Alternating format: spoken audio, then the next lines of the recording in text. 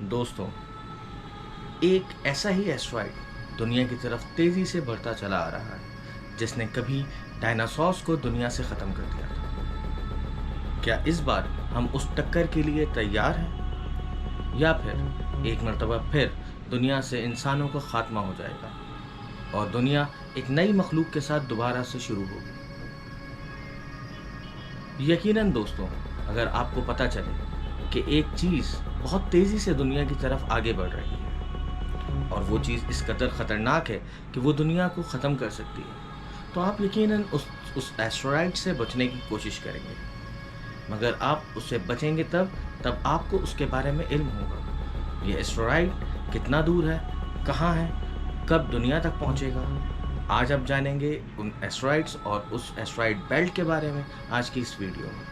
तो हमारे साथ रहें ताकि हम आपको बता सकें उस एस्टेरॉयड के बारे में। हेलो फ्रेंड्स, मेरा नाम है आफ्ताब मोहम्मद खान और आप लोग मौजूद हैं लाफानी दुनिया में। अगर आपने मेरा ये चैनल अभी तक सब्सक्राइब नहीं किया है तो इसको सब्सक्राइब कर लें और साथ ही दिए गए बेल के आइकन को भी प्रेस कर दें ताकि हमारे आने वाली नई वीडियोस की नोटिफिकेशन आपको टाइमली मिल सके। दोस्तों, 25 अक्टूबर सन 2016 में साइंसदानों ने एक ऐसे एस्टेरॉयड का पता लगाया जो कि तेज़ी से दुनिया की तरफ आ रहा था। मगर उनके मुताबिक इस एस्टेरॉयड का दुनिया से टकराने का शायद सिर्फ 2% ही चांस था।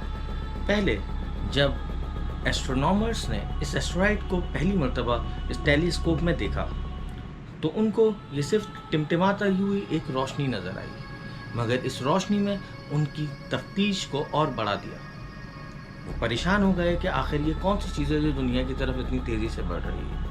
अगले 3 महीने तक साइंसदानों ने इस एस्टेरॉयड पर बहुत गहरी नज़र रखी और उनको ये अंदाज़ा हुआ कि ये बहुत तेज़ी से हमारी तरफ बढ़ रहा है।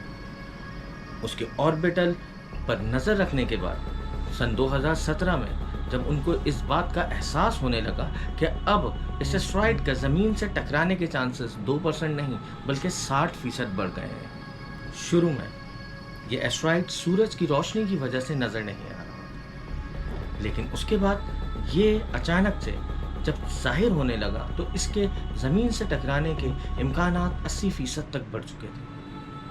फिर अचानक इसने अपने ऑर्बिट को और चेंज किया और अब इसके ज़मीन से टकराने के चांसेस 80% नहीं बल्कि 100% हो चुके हैं, क्योंकि ये एस्टेरॉयड ज़मीन की तरफ तेज़ी से आ रहा था और हमारा इस एस्टेरॉयड से बचना तकरीबन नामुमकिन था। शुरुआत में इस एस्टेरॉयड का साइज़ 300 से 800 फीट बताया गया। अब सवाल ये पैदा होता था कि आखिर ये एस्टेरॉयड ज़मीन पर कहाँ टकराएगा।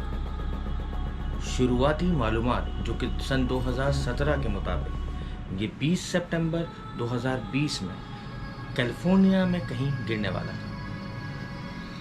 नासा और फीमा इससे होने वाले नुकसान की मालूमात लगाने में जुट गए और अगर ये वाकई दुनिया से टकराया तो जनूबी कैलिफोर्निया का सफाया कर देगा। अब साइंसदान ये सोच रहे थे कि क्या लॉस एंजलिस और उसके इर्द गिर्द के इलाकों को खाली करवा लिया जाए, मगर कैलकुलेशंस में अगर ज़रा सी भी गलती होती है तो ये लोगों को उस ख़तरे वाले इलाके में भेज देंगे, बल्कि ये होगा ये कि जहाँ से बचाने की कोशिश कर रहे थे उल्टा वो और नुकसान का शिकार हो जाएंगे। साइंसदान जानते हैं कि अगर ऐसा हुआ तो इसका अंजाम बहुत ख़तरनाक होगा। दोस्तों, LA इम्पैक्ट एक वॉर गेम है जिसको सिर्फ ये देखने के लिए बनाया गया है कि ऐसी सूरत हाल में हम क्या फ़ैसले ले सकते हैं और हमारी कैलकुलेशंस कितनी सही साबित हो सकती हैं। इस गेम को सिर्फ इसलिए बनाया गया है ताकि आने वाले ख़तरात से बचा जा सके या उनका हल निकाला जा सके। ये देखा जा सके कि आखिर एस्टेरॉयड किस जगह पर गिर सकता है और उससे किस कदर नुकसान हो सकता है। दोस्तों, जब किसी एस्टेरॉयड की बात आती है तो सवाल उससे होने वाले नुकसान का नहीं बल्कि ये होता है कि आखिरकार ये सारा मामला कब होगा और ये कहाँ होगा।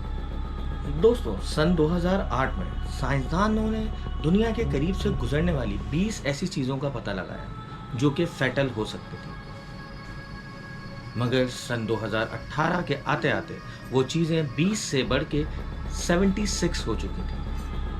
अब खतरा और ज़्यादा मंडला रहा था। हाल ही में दुनिया से टकराए जाने वाले एस्टेरॉइड्स की तादाद बहुत ज़्यादा बढ़ गई है, और अगर ऐसा हुआ तो दुनिया की तबाही को कोई रोक नहीं पाएगा, और ये खतरात दिन ब दिन बढ़ते जा रहे हैं।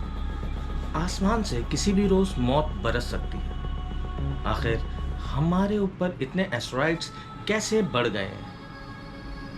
साइंसदानों ने हालिया अपनी रिसर्च से ये मालूम किया है कि अब हम जिस जगह से गुजर रहे हैं वो जगह है एस्टेरॉइड माइनफील्ड। दोस्तों, जैसा कि हम जानते हैं कि हमारी ज़मीन सूरज के गिर्द चारों तरफ घूमती रहती है, मगर हमारा पूरा सोलर सिस्टम मिल्की वे में बहुत आहिस्ता और सुस्त रफ्तारी से ऊपर नीचे घूमता है, और इस मूवमेंट का नतीजा बहुत ही हॉरिफाइंग है। ये कायनात बहुत बड़ी है, और इस कायनात की 80% चीज़ों को हम देख नहीं सकते।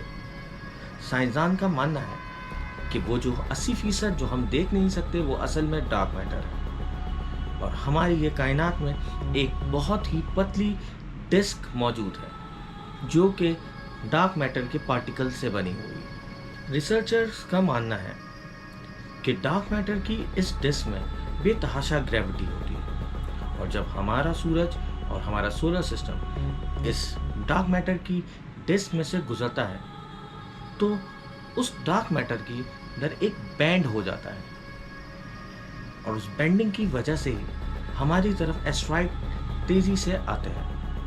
देखा जाए तो एस्टेरॉइड और सितारों को तेज़ी से हमारी तरफ फेंकने के लिए डार्क मैटर इसी ग्रेविटी का ही इस्तेमाल कर रहा है। पिछले करोड़ों सालों से ज़मीन डार्क मैटर के इस हिस्से से नहीं गुजरी, मगर इस बार जो एस्टेरॉइड्स की तेज़ रफ्तारी से हमारी तरफ आने की वजह से हमें ये एहसास हो रहा है कि शायद हम एक बार फिर उसी डार्क मैटर की डिस्क में एक मरतबा दोबारा शामिल होने जा रहे हैं। पिछले करोड़ों सालों से ये दुनिया उस डार्क मैटर के इलाके से नहीं गुजरी, मगर इस बार जो इतने तेज़ी से एस्टेरॉइड्स हमारी तरफ आ रहे हैं तो ये साइंसदानों का मानना है कि शायद हम एक बार फिर उस डार्क मैटर के उस घने एस्टेरॉइड वाली जगह से गुजर रहे हैं, और यही वजह है कि एस्टेरॉइड हमारी तरफ तेज़ रफ्तारी से फेंके जा रहे हैं। इस सफ़र का अंजाम दुनिया के खात्मे के सिवा और क्या होगा? दुनिया जिस रफ्तार से इस डार्क मैटर में ऊपर नीचे हो रही है, इन दोनों ऊंचाइयों और बुलंदियों के दरमियान का फासला 6 करोड़ 40 साल है। अगर हम इन 6 करोड़ 40 साल को 2 से डिवाइड कर दें तो हमें पता लगेगा कि दुनिया में आज तक गुजरी हुई 2 बड़ी आफतें इन्हीं 2 पीरियड्स में गुजरी हैं। तकरीबन आज से 6 करोड़ 60 साल पहले एक ऐसा ही एस्टेरॉइड दुनिया से टकराया था। तब डायनासोर्स इस दुनिया से ख़त्म हो गए थे। डायनासोर्स क्या कर सकते थे?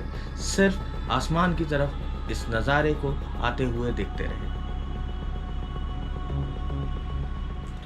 ये एस्टेरॉइड चिक्सोलब मैक्सिको में जो टकराया था, और उससे बनने वाला क्रेटर इतना बड़ा है कि उसमें एक काउंटी समा सकती है। यही देवकामत डायनासोर्स जिन्होंने करोड़ों साल तक दुनिया पे राज किया था, अचानक चुटकियों में ख़त्म हो गए। इस एस्टेरॉइड की टक्कर के बाद जो जानदार बच गए थे वो न्यूक्लियर विंटर में ख़त्म हो गए, क्योंकि उस टक्कर के बाद दुनिया में एक नया किस्म का न्यूक्लियर विंटर शुरू हो गया था। आसमान पर न्यूक्लियर बादल छा गए थे, और ज़मीन पर सूरज की रोशनी ना आने की वजह से एक नया विंटर शुरू हो गया था। तकरीबन 300 करोड़ साल बाद ये मामला दोबारा से दोहराया गया, और एक और एस्टेरॉइड दुनिया से आके टकरा गया, जो कि साइबेरिया रशिया में टकराया, जहाँ पर पोपीगाय क्रिएटर बना। ये क्रिएटर इतना बड़ा है कि इसमें न्यूयॉर्क सिटी 8 मरतबा समा जाए। इस टक्कर से ओशन एक्सटिंक्शन हुई, और लगभग बहुत सारे जानदार इस दुनिया से ख़त्म हो गए। अब हम डार्क मैटर की डिस्क में दाखिल हो चुके हैं, और साइंसदान अब मंसूबे बना रहे हैं कि एस्टेरॉयड की तबाही से कैसे बचा जा सकता है। पहला तरीका तो वही है, यानी कि न्यूक्लियर बम का इस्तेमाल किया जाए। मगर याद रखें कि न्यूक्लियर के बम से अगर हम एस्टेरॉयड पर हिट करते हैं तो उससे उस एस्टेरॉयड्स के बहुत सारे छोटे छोटे टुकड़े हो जाएंगे और वो टुकड़े एक बरसात की तरह से दुनिया पर बरस पड़ेंगे। यानी कि एक न्यूक्लियर बम से एस्टेरॉयड को हिट करना ऐसा होगा जैसे मक्खी से किसी जंबो जेट को रोकना, जो कि मुमकिन नहीं है। लेकिन नासा के साइंसदान अभी एक और नज़रिए से इस मामले को देख रहे हैं। वो ऐसा है जैसे कि स्पेस में पोल खेलना, यानी कि जिस वक्त हम उनको न्यूक्लियर बम से हिट करें तो हम उसकी सिर्फ डायरेक्शन चेंज करें, ना कि उस एस्टेरॉयड को कंप्लीटली डिस्ट्रॉय करें। नासा पहले भी एक ऐसा मिशन कर चुकी है। सन 2005 में डीप इम्पैक्ट नामी एक मिशन, जिसमें नासा तकरीबन बिल्कुल ऐसा ही एक काम कर गई है। डीप इम्पैक्ट नामी मिशन में कॉपर कोर नामी एक सैटेलाइट जिस वक्त एक सैयारे से टकराया तो उसने उस सैयारे को अपने ऑर्बिट से हल्का सा हिला दिया, जिसके नतीजे में वो सैयारा अपनी जगह से हट गया।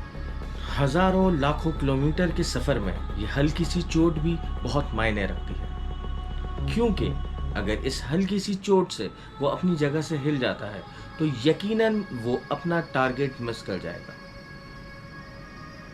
और उसके अपने ऑर्बिट से हट जाने की वजह से वो दुनिया पर नहीं टकरा सकेगा। ये बिल्कुल ऐसा है जैसे कि हम कोई पूल खेल रहे हैं जिससे एक बॉल दूसरी बॉल से कोलाइड होते वक्त दूसरी बॉल में मोमेंटम को चेंज कर देती है। नासा पहले से ही एस्टेरॉयड डिफ्लेक्शन डिफेंस सिस्टम पर काम कर रही है, या जिसको डार्ट सिस्टम भी कहा जाता है। सन 2022 में जिस वक्त डिडीमॉस बी ज़मीन के पास से गुजरने वाला था, तब नासा ने डार्ट मिशन के ज़रिए उसको उसके ऑर्बिट से हटा दिया था। और ये बिल्कुल हाल ही की बात है। वो वक्त ज़्यादा दूर नहीं जब हम लोग डार्क मैटर की उस डिस्क के और भी करीब आ जाएंगे और हम पर एस्टेरॉयड्स की बारिश शुरू हो जाएगी। नासा को अपने डार्ट मिशन पर और भी फोकस करना होगा और उसके मुस्बत नताइज हासिल करने होंगे, ताकि फ्यूचर में होने वाले एस्टेरॉयड कोलिजन से हमें बचाया जा सके और इस तरह से आने वाले एस्टेरॉयड्स का रास्ता तब्दील किया जा सके। गोया कि ये अभी 100% मुमकिन नहीं है, लेकिन डार्ट मिशन एक उम्मीद की किरण है।